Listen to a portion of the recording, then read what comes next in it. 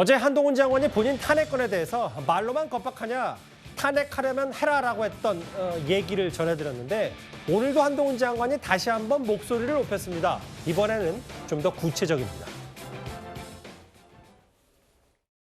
민주당이 오늘 장관님 탄핵안을 의총에서 결론을 내린다고 하는데 어떻게 생각하시나요? 국무위원이 21명인데요. 그중에서 10명 정도를 탄핵 이미 했거나 탄핵 위협한다고 하는데요. 그러는 건 그냥 국정을 마비시키겠다는 것이죠. 저를 비롯해서 지금 얘기되는 분들이 무슨 형사재판을 받거나 기소된 바가 있습니까? 뭐 위중교사라도 했습니까? 사유는 나중에 정하고 대상 먼저 정한다? 그거는 그냥 국정을 마비시키겠다는 것으로밖에 국민들께서 보시지 않을 것 같습니다. 정당한 직무를 정지시키는 것이 탄핵의 목적이라면 그건 불법적인 탄핵이죠. 제가 위증교사라도 했냐, 탄핵 사유가 뭔지 설명해야 된다. 한 장관의 말을 좀 신지호 의원께서 어떻게 받아들이셨어요? 당연한 거 아닙니까? 우리 헌법 65조인가요? 직무집행 과정에서 헌법이나 법률을 위반한 경우가 탄핵 사유가 되는데 이 경미한 위반은 탄핵으로 이어지지 않습니다. 아주 중대하고도 명백한 위반이 있어야 되는데 지금 민주당 스스로가 여기에 대해서 아무런 설명도 내놓지 못하고 있어요. 기껏 하는 게 뭐 이재명 체포동의안 때 뭐 피의 사실을 공표했다 뭐 이런 건데 그게 과연 그게 법적으로 그게 말이 되는 얘기인가요? 전혀 아니거든요. 그러니까 지금 이거죠. 이 한동훈 장관을 이제 탄핵 소추안이 의결이 되면 국회도 통과가 되면은 직무정지가 되잖아요. 이상민 행안부 장관의 경우에 그 직무정지 되고 실제 이제 9대 0으로 기각될 때까지 한 7, 8개월 걸린 거 아닙니까? 그러면 직무정지도 시키고 이 기간 동안에는 사표도 제출을 못 하게 돼요. 그러니까 법무부 장관으로서 기능도 정지시키고 총선 출마도 원점 봉쇄하자, 꽉 먹고 알 먹자. 이게 이제 민주당이 생각하는 잔수인데 이게 정말 그러면 이거를 이 탄핵 중독 병자라는 소리를 안 들을 수가 없는 것이고 이렇게 탄핵을 남용한다는 것은요. 공당으로서의 기본적인 자격이 없는 거고. 근데 저는 만약에 한동훈 장관을 탄핵 소추를 하게 되면요. 엄청난 역풍에 직면할 것이다. 탄핵안을 발의를 하면요. 24시간 이후 72시간 이내에 표결을 하게 돼 있는데 그 24시간 내에 저는 한동훈 장관 그냥 사표 내야 된다고 생각합니다.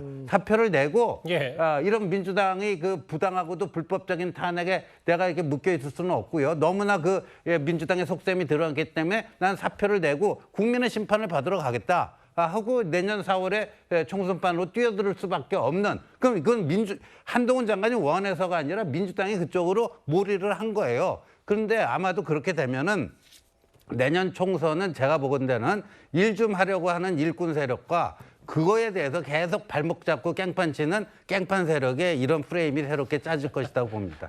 뭐 깽판이라는 단어는 이제 순화, 재뿌리기 뭐 이런 걸로 좀 얘기하고요. 내가 이재명 대표처럼 그 영장 사유 3대 혐의였죠. 지금 재판에 넘기지 위증교사라도 했냐. 이 얘기를 한 장관 직접 했는데 이건 이제 어제 얘기고요. 겁박. 할 테면 하라.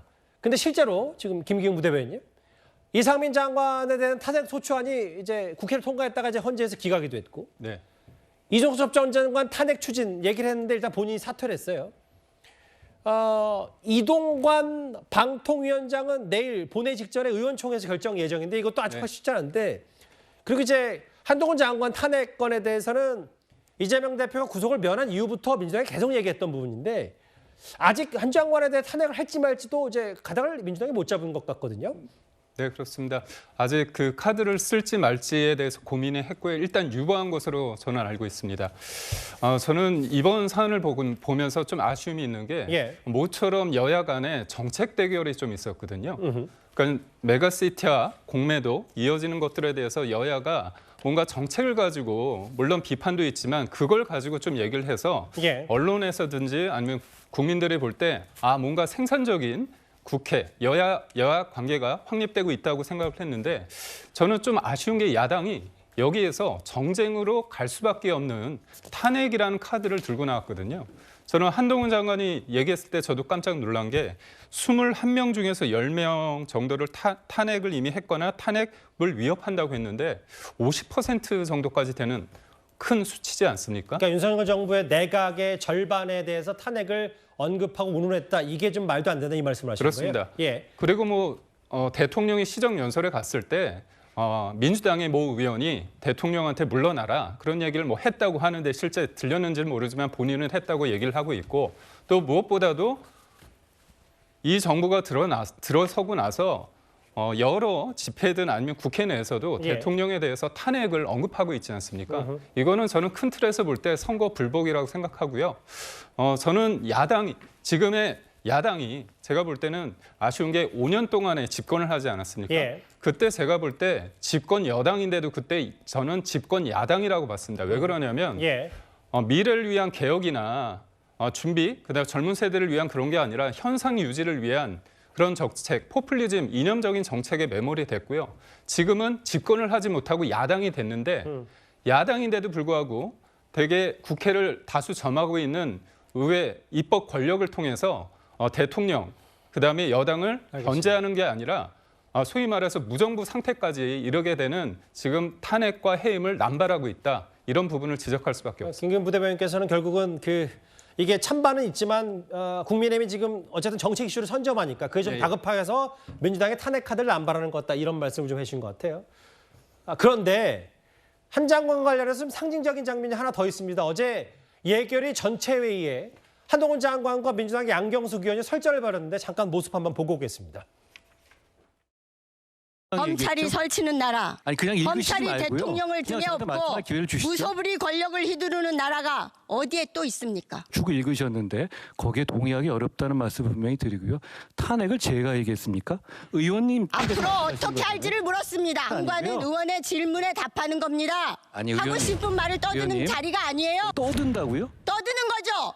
왜 함부로 말합니까? 의원님, 묻지도 않은 말을 왜 답변해요? 저나 국민을 대리해서 헌법과 법률에 따라 이하는 공복입니다. 이렇게 공복이면 함부로- 공복답게 함부로 하세요. 뻗을 게 아니고요. 국회에 와서 국민께서 한동훈 보고 장관이 계십니다. 보인 모습은 언제나 의원들의 말에 아무 때나 끼어들어서 하고 싶은 말을 떠들어댄 거였습니다. 국민들께서 지금 양경수 의원님을 보고 계실 것 같습니다.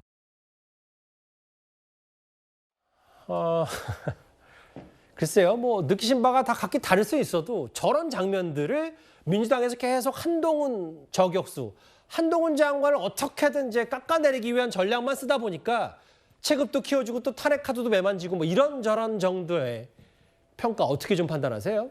그러니까 이게 과거에도 이제 윤석열 대통령이 전에 검찰에 있을 때에도 그때도 법무장관으로 있던 분들이 불필요한 여러 가지 행동들을 하면서 정치적으로 그 상황을 오히려 윤 대통령의 정치적인 체급 자체를 키워준 그런 측면이 있었는데 한동훈 장관을 대하는 민주당 의원들의 태도도 약간 그런 부분이 있는 것 같아요. 뭐 예산 부분이든 간에 국회에 출석했을 때의 답변과 관련해서 여러 가지 다그치는 이런 모습들. 이건 한편으로는 필요한 부분이라고 생각이 들지만 저런 부분들이 약간 과도하게 되면은 오히려 대표 주자가 한동훈 장관이구나. 그렇기 때문에 오히려 민주당 의원들이 저렇게 강하게 나오는구나. 이런 인식을 자꾸 심어주는 것이거든요. 그리고 뭐 그동안에 여러 차례 그 질의응답 과정에서 또 한동훈 장관이 그렇게 녹록하게 당하기보다는 이게 맞받아치면서 일정하게 또 점수를 딴 측면도 있고 또 너무 맞받아치는 모습을 또 한동훈 장관이 보여서 제가 보기엔 또